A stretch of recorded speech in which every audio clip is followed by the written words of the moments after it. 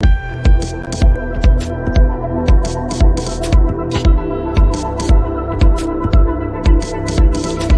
morning and welcome to our discussion about the future of audit quality. I'm Tom Quadden with the U.S. Chamber of Commerce. I'm looking forward to this discussion today. Financial reports and corporate disclosures are critical communications vehicles that allow businesses to raise capital and for investors to decide what firms to invest in or not invest in. The audit and assurance work, as well as internal controls, are important to create appropriate levels of certainty in the information provided. Those systems are key to help businesses to grow from small to large. Since the passage of Sarbanes-Oxley, or SOX for short, restatements have fallen and some overseas, such as the UK and Germany, are looking to the American system as a path forward to improving audit quality. Legislative requirements, the regulatory implementation of SOX, the creation of the PCAOB have been important, but other developments get overlooked. Auditors no longer pore over ledger books. Instead, they are using cutting-edge technologies to strengthen the audit and provide investors with more and higher quality information. Our discussion today, which has many distinguished speakers, seeks to look at both the technological and policy developments that has allowed audit quality to improve in an ever-changing world. At the outset, I'd like to give a big thank you to our partners, the Center for Audit Quality, in sponsoring this event today, and also to all of our distinguished speakers. I am pleased to be joined by Kelly Greer, CEO of EY and chair of the CAQ board. Kelly has been at EY for over 30 years and knows these issues better than anyone and is a staunch advocate to continue improving the audit. Kelly, let me turn it over to you. All right, thank you, Tom, and thank you for having me and for the opportunity to share my perspective on the criticality of our profession, both now and in the future, as well as its importance in promoting trust and confidence in our capital markets. For the past 2 years, I've had the honor of serving as the chair of the governing board for the Center for Audit Quality, which is an organization created after the Sarbanes-Oxley Act by the profession, which is dedicated to enhancing investor confidence and public trust in the capital markets, much like the financial statement audit itself. It has been an honor to represent the profession, engaging with regulators, standard setters, audit committee chairs, and investors to focus not only on the strengths of the audit profession, but also to drive continuous improvement in audit quality and to meet the evolving needs of investors and others. Looking back at the past 18 months, despite the uncertainty in the economy and unprecedented disruption in business operations, companies and boards have continued to deliver transparent financial reporting. Audit teams have risen to the challenge and evolved, fulfilling their commitment to deliver high-quality audits and serve the public interest, which is at the heart of our responsibilities as auditors. And the profession has remained very steadfast and focused on investing in the future as well. The United States has the largest, most liquid, and transparent capital markets in the world, which offer investors of all types the opportunity to provide for their families, to save for college, to secure their retirement, and to build toward their aspirations. High-quality, independent audits are the bedrock of those markets. So as the world works to stabilize and recover from the pandemic and the economic fallout associated with it, we have an incredibly important role to play in building trust and confidence in financial reporting. So how will we achieve that? First and foremost, by leading with purpose. Since the passage of the Sarbanes-Oxley Act nearly 20 years ago, the U.S. capital markets have benefited from strong, coordinated regulatory standards and effective independent oversight by both audit committees and the PCAOB. SOX reshaped corporate oversight and governance in the U.S., and the law is recognized around the globe for its effectiveness in promoting trusted financial reporting and high levels of audit quality. It established a new accountability framework for public company auditing, while at the same time strengthening the very principles our profession is built on: independence, professional skepticism, and personal integrity. And that's critically important because again and again, we see that having a strong culture grounded in values, is instrumental in driving sustainable audit quality improvement. We at EY and so many others in the profession have been able to take the challenges of the past 18 months head on to pivot to a fully remote paradigm while also addressing the complexity of the COVID-19 environment for our people and our clients. We were able to do this because our common purpose inspires us to move forward together and keep us focused on our highest priority, which is executing high quality audits. Second, by accelerating the digital transformation in the profession. For every company in every industry, digital transformation is at the top of the agenda, and the audit profession is no exception. New technologies are revolutionizing where and how we work and the work itself. A significant driver of audit quality today is the adoption of a data-driven audit approach. In digitizing the audit, we're able to analyze full populations of data expeditiously, and that has transformed how we approach the planning, execution, and conclusion elements of the audit process. As firms continue to invest in new technologies to advance audit quality, we're also working through the CAQ to engage with regulators and standard setters to share how technology is supporting and can further enhance audit quality. Third, by investing in our people and paving the way for the next generation. The past 18 months have highlighted the resilience of our people and the importance of investing in skills, professional development, recruiting, and diversity, equity, and inclusion. Audit quality is only as strong as the teams executing that work every day. And data is only beneficial if challenged and analyzed by auditors who exercise foundational skills such as judgment, objectivity, and skepticism. That's why building diverse teams across all dimensions of diversity has never been more critical to the work that we do. Diverse teams are more innovative and drive audit quality by leveraging a range of perspectives and competencies to reach better decisions. Equally important is investing in learning and growth opportunities for our people, as well as in the technology that supports their work. Rethinking the pathway into the profession is also an important step in supporting the future generations to help students meet their CPA requirements while also accelerating the start of their career.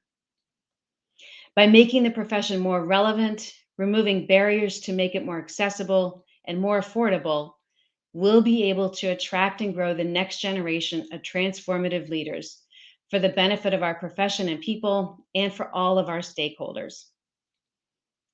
Today, individuals seek out organizations whose values align with their own personal values. So we need to be very explicit about what the profession stands for: trust, transparency, and more. The CAQ's Talent Initiative is also shining a light on the tremendous opportunities the profession offers younger generations to make an impact on the economy and their communities. A key part of these efforts is ensuring that this is an inclusive profession, and the CAQ is actively working with its member firms like EY to examine ways to increase minority access to the profession. I am approaching the future with a mix of healthy optimism and an auditor's skepticism. To earn and secure trust and continue to prioritize quality in an increasingly complex world, we must build on the strong foundation and fundamentals of audit, including the regulatory framework established by SOX. We need to take advantage of every tool at our disposal to drive continuous improvement. And we need to continue to challenge ourselves to raise our own bar in executing high quality audits. We owe it to each other and to our stakeholders to do whatever it takes to reimagine the path forward to sustainable audit quality built on a strong foundation of independence and objectivity.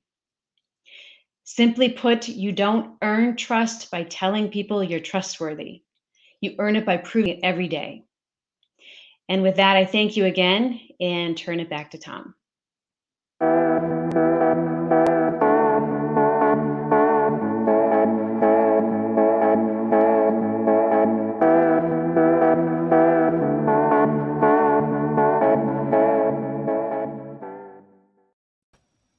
Kelly, thank you very much for those remarks. We appreciate your leadership for the profession and on these very important issues. I'd like to welcome aboard our distinguished panel here today. And we really hit a trifecta with these speakers because, as you're going to hear with these introductions, we are covering the entire waterfront that you possibly could in terms of financial reporting. So first, I would like to introduce Wes Bricker, who's currently the vice chair at PwC. Wes was also a former chief accountant at the SEC. I'd also like to introduce Kathy Waller, who has recently retired as the CFO of Coca-Cola and is now the audit committee chair for Beyond Meat.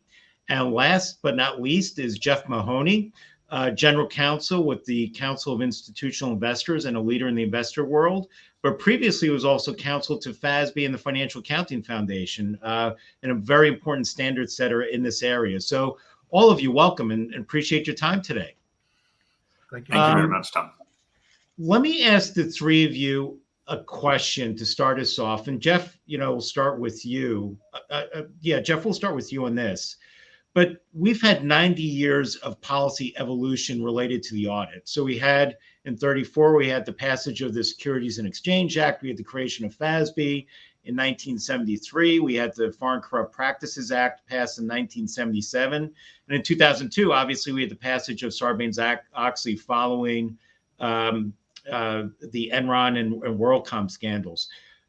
Jeff, let's start with you. What do you see the impact of SOX being? So, Tom, CII's membership-approved policies reflect the view, excuse me, reflect the view that Sarbanes-Oxley bolstered the transparency, the independence, the oversight, and the accountability of the audit process.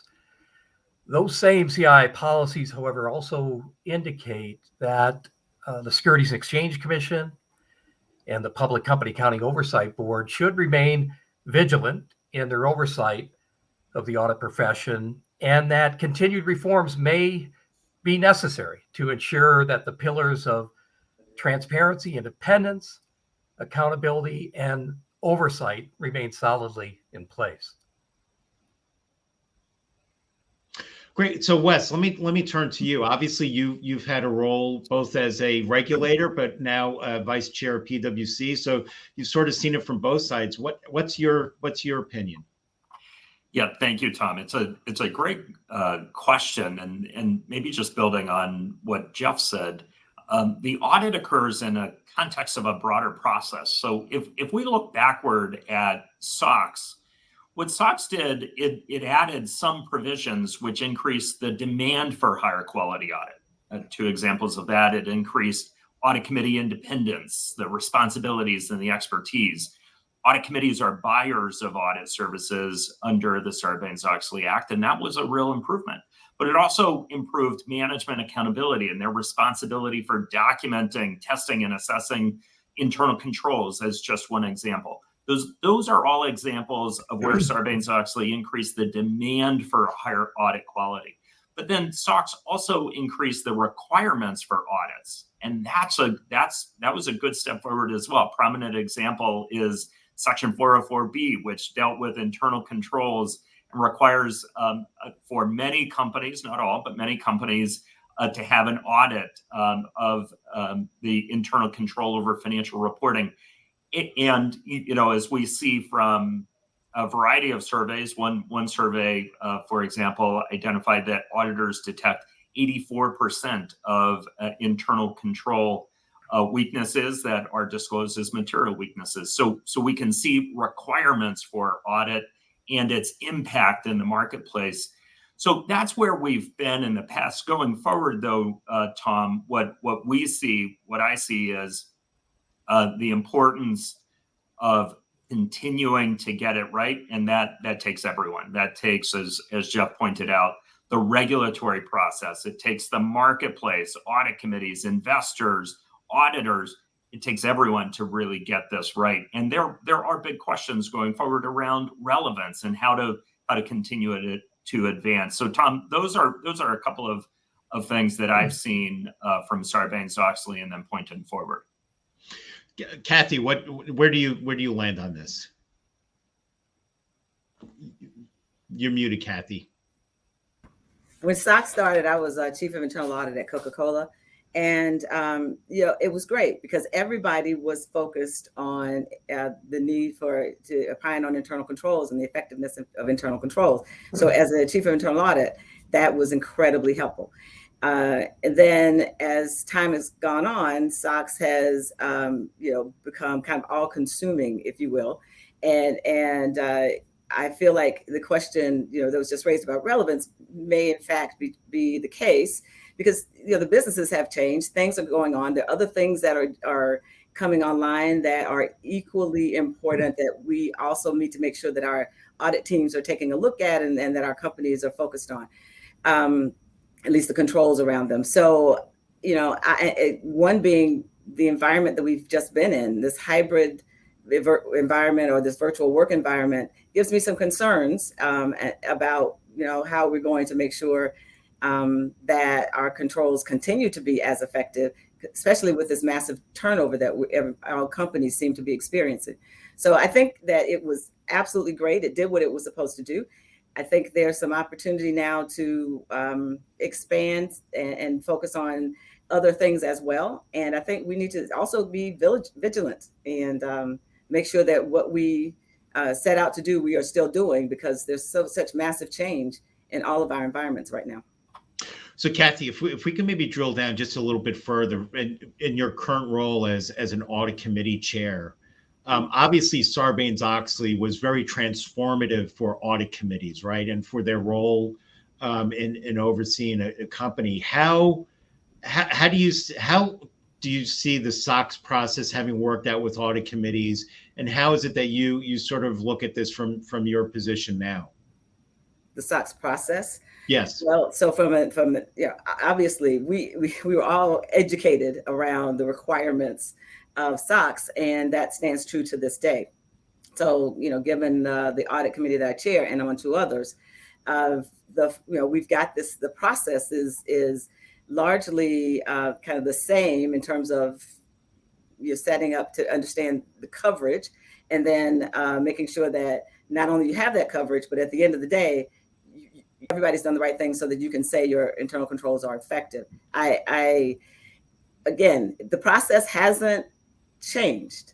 And that is why I believe the question of relevance is a good one, because maybe there should be some things that we should tweak or change to just given our environment, which concerns us, as audit committee members and me as an audit committee chair, just to make sure that we are staying on top of things to make sure that the process is still as robust as it was when we first set it up. So Wes, if I can maybe ask you, first off, if you have any reaction to what Kathy was talking about. And one thing I just wanted to probe a little bit as well is that, after Sarbanes-Oxley passed, for a while, there was some noise within the system, right? In different parts of the system around internal controls, which we thought was, I agree with all of you. We took the position of that was a very important development, but there were some minor changes that the SEC made that I think has taken care of that noise, but have really provided for a strong system to remain in place. So what are your thoughts there? Yeah, thank you, Tom. Just going back to Kathy's point, I couldn't agree more. It's such an important point around the responsibility that we all have to continue to stay relevant, to continue to address the mandate that investors and other stakeholders count on us to serve, whether it's someone sitting in an audit chair or audit committee chair or even management. Tom, on the question of internal controls and how that's been reshaped over time, I think one of the real important points of the Sarbanes-Oxley Act was that it really benefited investors and other stakeholders by bolstering transparency in the financial reporting process, but it also reinforced the importance of tone at the very top and culture. And it did that by reinforcing the role of the audit committee, the role of management, having certifications on the accuracy of financial reports, certifications on the effectiveness of the control system, and then an outside look by an auditor with disclosures that follow from that. It's that point about tone at the top and culture that I think is also one for us to continue to focus on as we go forward as well. And I think Kathy was making this point so well, that as we think about the ways we work, the impact of the pandemic on how we work, how we stay safe while we work, whether that's in office or in a virtual setting, culture and the human side of auditing, the ability to challenge, the ability to understand different dimensions of effectiveness, to assess risk and design the right test, all of that comes together in the context of communication and culture within the audit firm and communication with the audit committee who has engaged the audit firm. And I do think that's an area for us to continue to focus on as we move forward, Tom. Jeff, if you are a very important voice within the investor community, and obviously this information, these reports are really critical for your members to really determine, how they're going to make investment decisions and other governance decisions as well. How have you seen it play out from the investor's point of view? Well, Tom, I'm in wild agreement with everything that's been said so far about SOX. CII and many investors firmly believe that SOX did make some real positive contributions to the culture and the behavior at publicly traded companies. And it just mentioned two examples, one that's already been referred to. First, that many investors agree that the officer certification requirements in SOX, even though those are sometimes challenged in litigation by certifying officers, those requirements, I believe, increased the level of personal responsibility of many company officers with respect to the quality of their company's financial reports. And second, the one that's been mentioned and that I agree with is that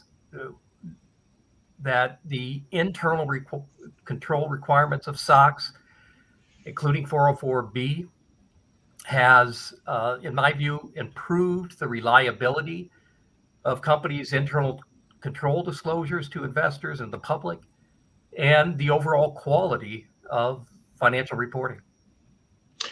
Hey, Kathy, one last question on this point, and then I want to move on. But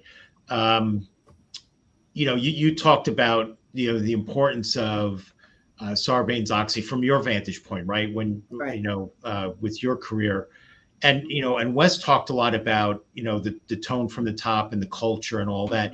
From your point of view, working in a public company, how did you see Sarbanes-Oxley, changing that culture, and was it a positive development? Oh my goodness, yeah, it certainly did change. So it was a good culture to begin with. The change was that the focus became on ensuring that everybody was aware and that internal controls were effective, which meant education. And so we were able to educate anybody that had a relatively senior role and up in the organization was well educated. They knew exactly what they needed to do. They understood the certifications. They understood what it meant to certify and that what was on the line. So from my perspective, it took a good culture, a great culture to begin with, and enhanced it because people were more aware and they were certainly more focused on getting to that appropriate disclosure at the end. So I want to move on to technology, right? Because I think there's a lack of understanding outside of the people who may be within the circle of just the role that technology plays now, right? And I alluded to this in my opening remarks, but we don't have auditors, right? With green eye shades on and looking at ledgers now and all that stuff. I mean, technology is a big player here, and I probably have mentioned this to you all before, but we were very, very involved in the lease accounting standard, right? Because that was companies have leases from everything from copiers to airplanes, right? And those were all going on the balance sheets. And we think FASB did a very good job in getting that closer to right than, let's say, where the IASB ended up. But as that was being implemented, I visited an audit firm, and they said, hey, what has been critical for us in terms of bringing the lease accounting standard online is machine learning, right? So here you have technology being such an important tool for the audit and for financial reporting. So Wes, can you talk a little bit about how that is developed, and Kathy and Jeff, if you can maybe follow on with that. Sure. Yeah, Tom, it's a great example.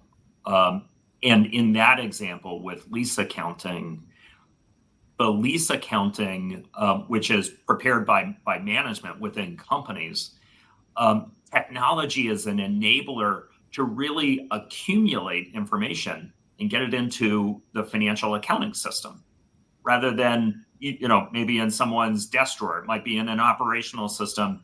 But in order for it to be communicated to investors, and investors really wanted and needed to have a better sense of lease obligations and the activity flowing through leasing accounts, it had to start with companies. And that's where the big technology solutions were relevant. And to your point, it enabled us to step forward with much better reporting for lease obligations. But then the next question is, how do we audit it? What technology do auditors have to test the same trail of transactions, but also to identify items of relevant interest? As an audit firm like PwC, but this is true of many others as well, we invest heavily in technology so that we're able to test what management is doing in their core systems as well. Machine learning is one example, scanning contracts, understanding the key terms within those contracts, how it lines up with the accounting literature as we're evaluating and adding confidence to the reporting within financial statements and those disclosures. But as an audit firm, what we're also doing is it really starts with data. As a firm, PwC has invested heavily in this, starting with data to make sure that we're analyzing full populations where it's relevant and where it's appropriate. It's a little bit like when the tide goes out and you see everything on the ocean floor. Like, you can see everything on the ocean floor, perhaps by sampling, and that's a relevant technique. But if you can take all of the water out, or if you can look at all of the transactions within your system, you can not only better identify risk and conduct a risk assessment, but you can also better understand the contours. What's the nature of the activity? What should we focus on? What should we be communicating about, either to management providing feedback, or to the audit committee, or to stakeholders through our audit report? So technology is central to the progress that we're making, both on the preparer side, the leasing example, but also on the way we test and the effectiveness of audits, Tom. Kathy? Companies have been, when I was chief of internal audit, we were talking about the need for more technology, and the fact that technology would help us maintain the quality of the audit, while at the same time allowing people to travel less to get to certain locations. We were in 107 countries around the world. It would maintain that quality and reduce the time that management had to spend preparing documents, because people would have access to all the documents. They wouldn't have to, all the information, all the data. They wouldn't have to have specific documents prepared for them. So we knew technology was going to make a big difference in the way we control. We had the audit, we worked through the audit and the cost of the audit, and maintain the quality. So, fast forward, we got here, maybe not the way we all wanted to get here, but we got here, and it's going to continue over time.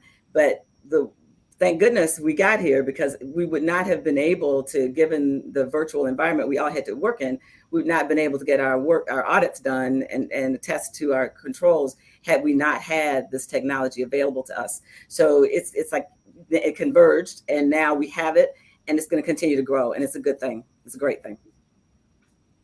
Jeff, do you have any thoughts? Yes, Tom, I agree. It's a great thing. CII has been a big supporter of using new technologies to improve both the quality and the accessibility of information that investors use to make investment and proxy voting decisions.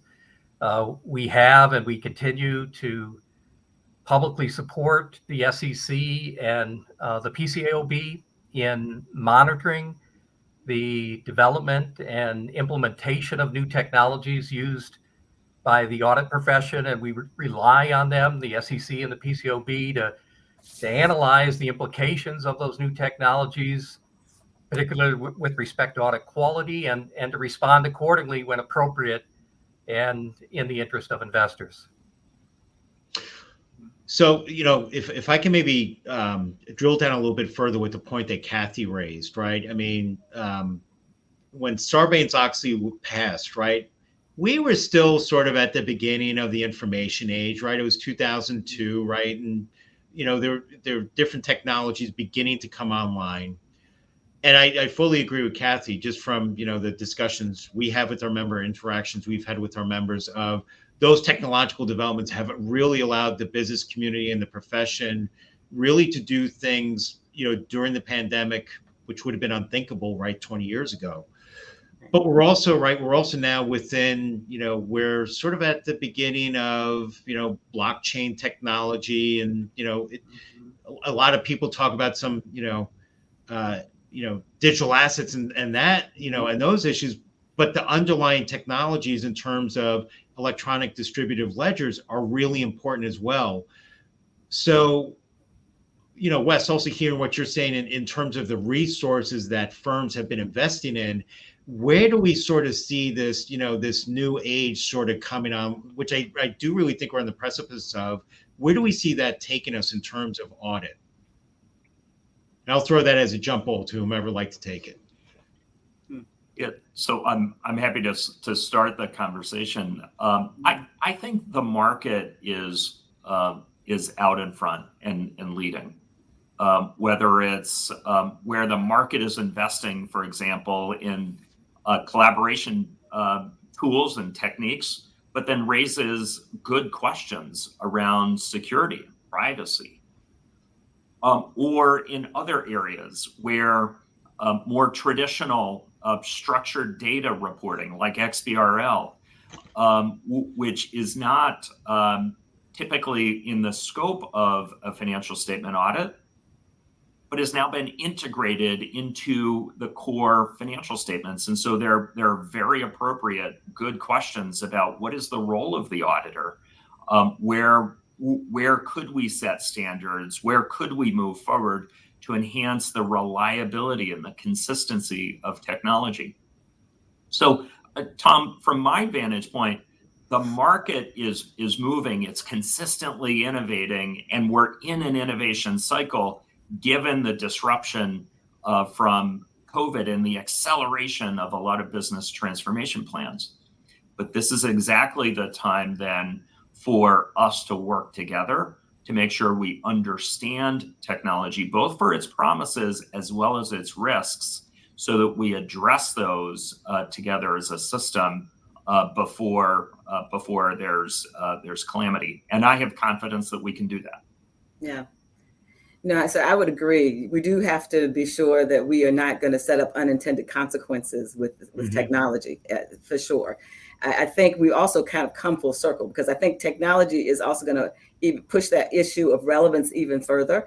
But it's going to give us the bandwidth to allow us to extend the audit beyond kind of the focus of internal controls in a good way, I believe. And so I think that we are, I think that more is coming. I think we do have to be careful. I think we do need to understand the risks and make sure we don't set up these unintended consequences. But I think we're going to have to because either the audit, we can get so much information, access to information, and the way in which it's available, it forces, becomes irrelevant that, it's a lot easier to opine on the internal control system, or we expand things and start to opine on a broader set of issues and constructs around within a company. So I just think it's pretty exciting as to where it might go, but I think we all do have to be careful.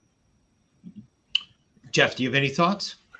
No, ditto. I'd say the same thing, Tom. I mean, again, we are supportive of looking at new technologies like you mentioned, blockchain, distributed ledger technology. I think we've had conversations with you about some of those issues and the SEC. But we have to be, as was already said, we have to be careful when we adopt these new technologies that the end result is improving the information for investors and other capital market participants. Sort of, it's the data that goes in and it's the data that comes out, right? That's important there. Right. Put it in a nice way.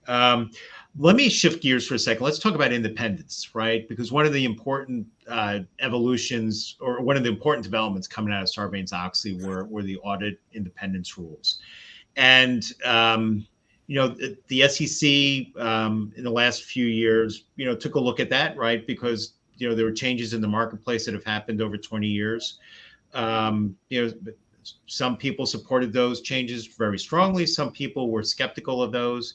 I know that there was an audit. The Investor Advisory Committee at the SEC at their September meeting had a discussion around this.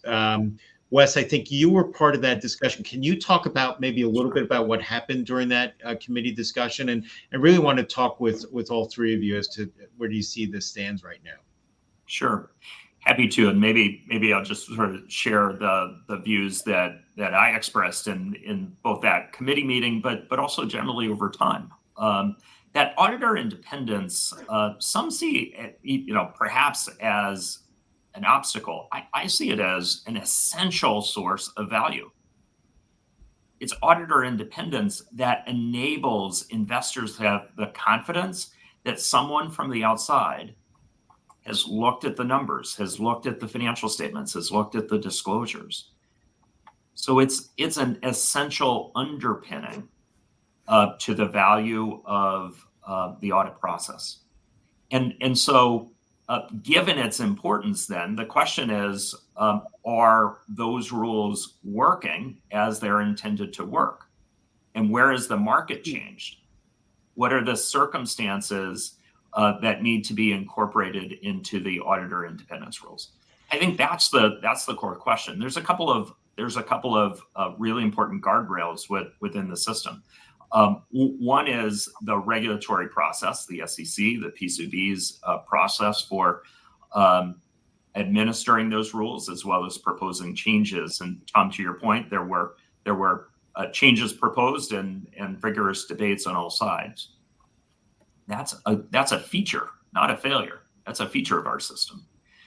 But then there's also the important role of independent audit committees, independent audit committee members who provide oversight of the audit relationship, and that's critical. That's one of the points that was also highlighted in the SEC Investor Advisory Committee discussion. Independent audit committees is a feature of the Sarbanes-Oxley Act, reinforces the quality of dialogue and the accountability in that relationship, moving the discussion above management and directly to the board.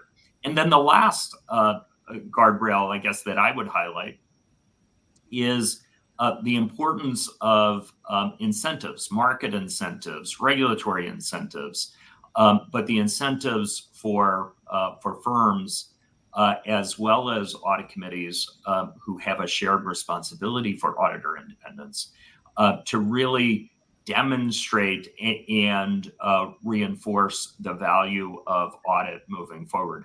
I think those are good guardrails in place to protect something that really is a cornerstone of a high quality audit that investors and other stakeholders have confidence in. That's how I see it, Tom. Thanks, Wes. Jeff? Tom, our membership approved policies put a significant focus on the independence of the external auditors and also on independent board members, as Wes noted. Those policies reflect the view that audited financial statements and including related disclosures are a critical source of information to making investment decisions. And those policies also state that our members believe that the efficiency of the global markets depends in significant part on the quality, the comparability, reliability of the information provided by audited financial statements and disclosures, and that quality, comparability, reliability of that information in turn depends in part on the quality of assurance that the independent auditor provides that management's recognition, measurement, and disclosures are free of material misstatements or omissions. One important tool, Tom, that investors as shareholders have to hold firms and companies accountable is proxy voting. More specifically, the voting by shareholders for the election or re-election of the director that chairs the audit committee, and for those directors that are members of the committee, and also shareholder voting on the ratification of the external auditor. However, for this proxy voting tool to be effective, more information is needed to help investors make informed decisions about those votes. And one source of additional information that CII and many investors have long supported was recommended by the Department of Treasury's Advisory Committee on the Auditing Profession, recommended by the PCAOB's own Investor Advisory Committee, and was discussed at the SEC's Investor Advisory Committee in December, is the recommendation to require disclosure of indicators of audit quality, or as Wes described them at the IAC meeting, transparency data points. We believe that transparency data points should be required to be disclosed, not only for each audit of a public company, but more broadly on a regional, U.S. and global firm-wide basis. Thank you, Jeff. Kathy, I'll give you the last word. Okay. I other than the company itself, I don't think there's anybody that is more concerned about the quality of the information and the getting to the right answer on those financial statements as the audit committees themselves. And therefore, independence of the audit committee and independence of the auditors is incredibly important. None of us want to would even allow, if we saw it, and we are looking for it, undue influence over the audit firm or the auditors by company personnel. So that is independence. To me, does say quality, and on both sides, both with the internal audit, with the auditors, the audit committee, as well as the auditors. And I think we are all watching for it because it is incredibly important to get to the right answer, to make sure our internal controls are effective, and we are protecting the information for the investors and for the company and the audit committee, frankly. Well, Kathy, Jeff, Wes, thank you very much. We could have talked a lot more. There are a lot more developments that are out there. So Julie and I may be talking. We may do another one of these sometime soon, and hopefully we can do it in person too. So with that, again, thank you. And I would like to turn our program over to Julie Bell Lindsay, the CEO of the CAQ. Thank you. Thank you. Thank you.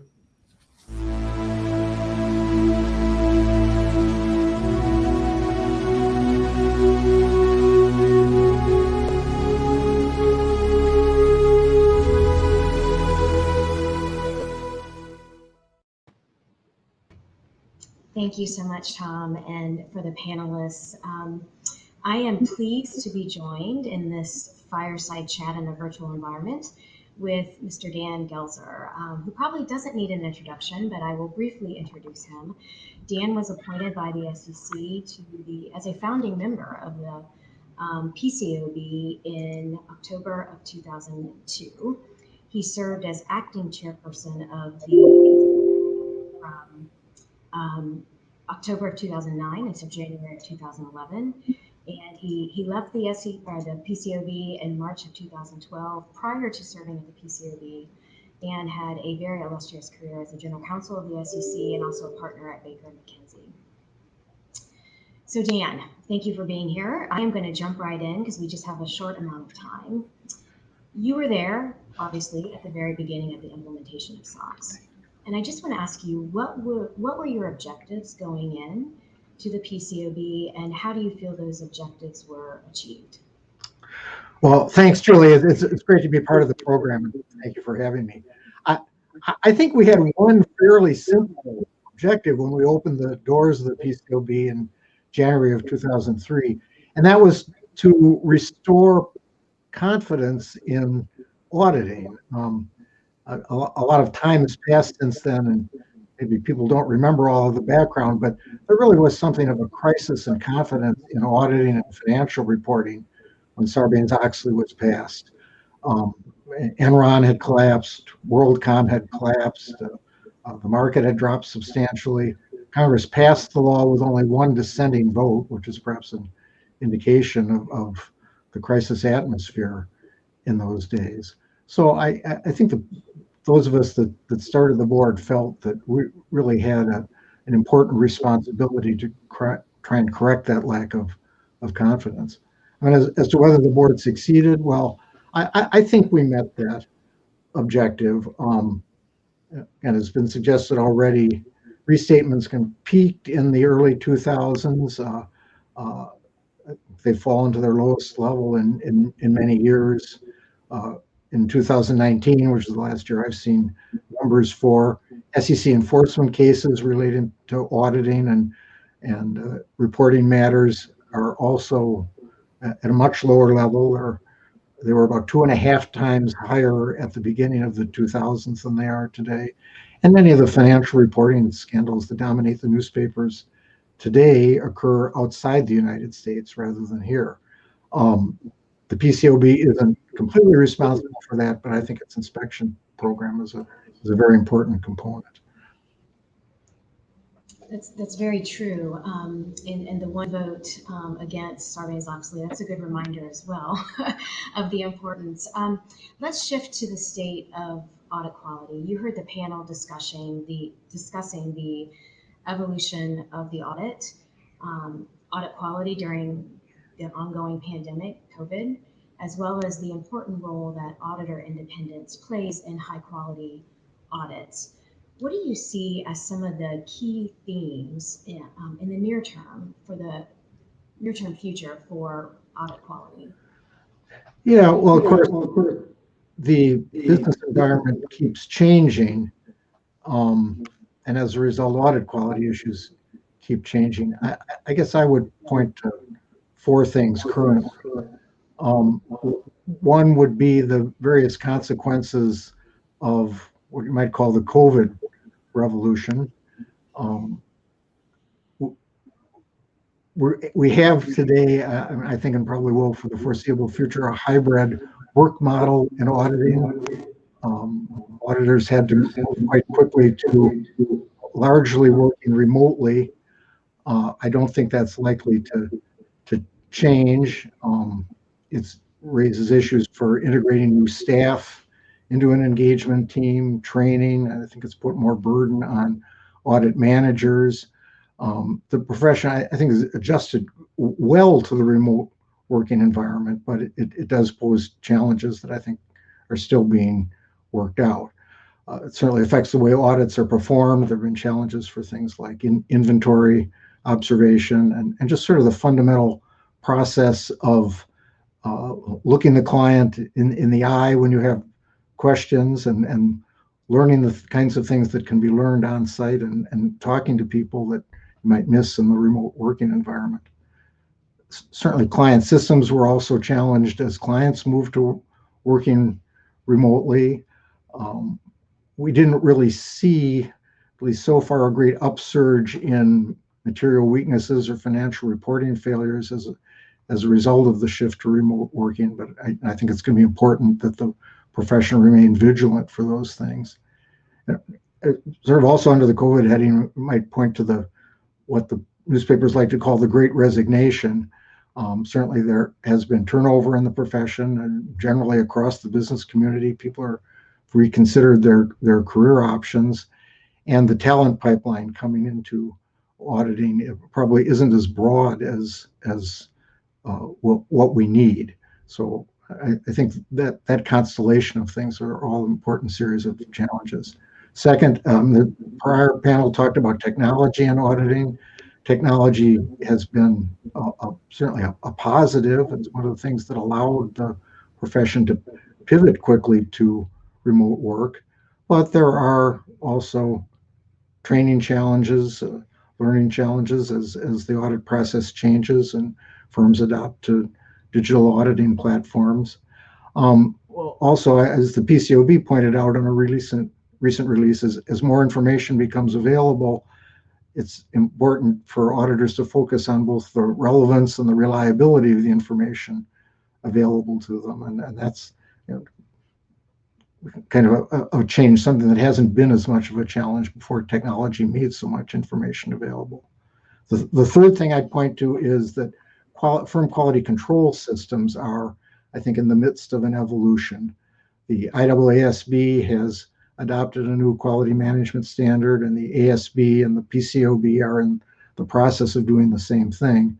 So firms are going to have to stop using sort of a checklist approach to quality control and more a process where they assess periodically what the actual challenges in their practice are, and making sure that they have measures in place to address those challenges. And just finally, the prior panel mentioned independence, and it's so fundamental to what the profession does and what the public's perception of the profession is that I think I would include that as a current theme also.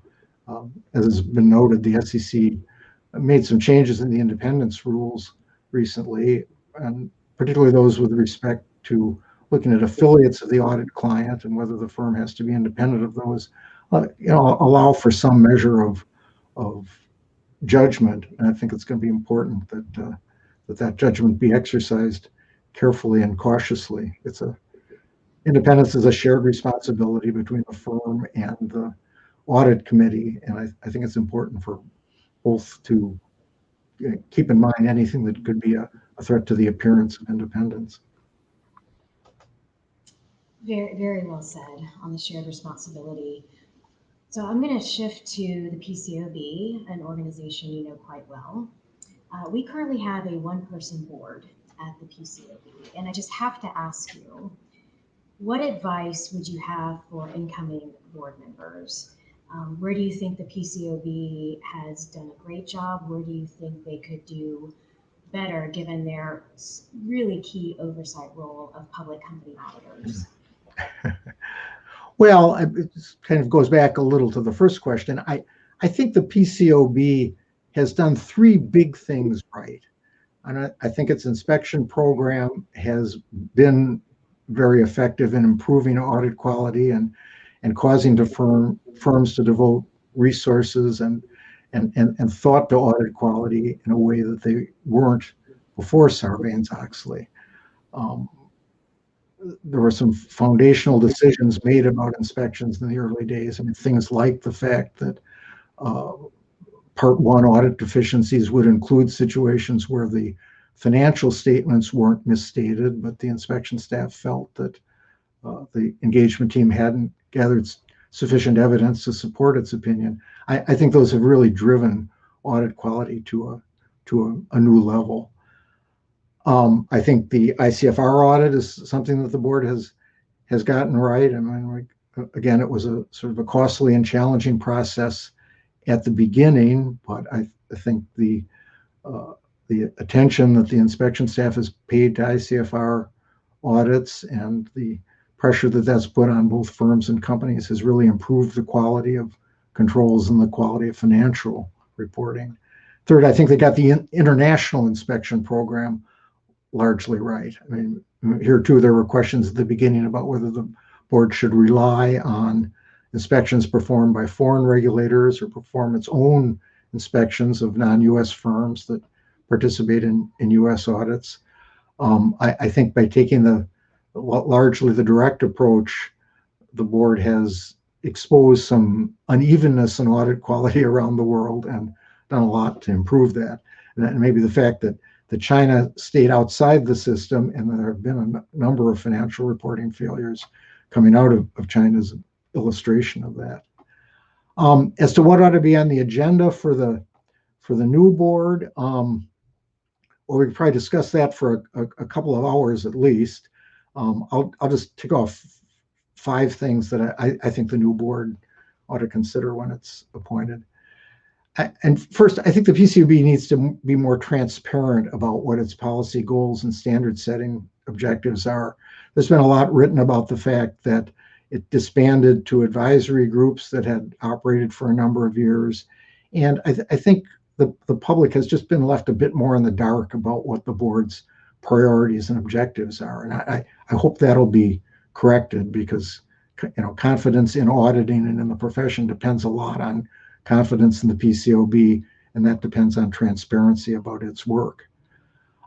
Second, I think the PCAOB needs to do something to sort of revitalize its standard setting program. When we started the board, we envisioned that while we adopted the existing AICPA auditing standards, over time we would go through all of those standards and modernize them or determine whether revisions are necessary.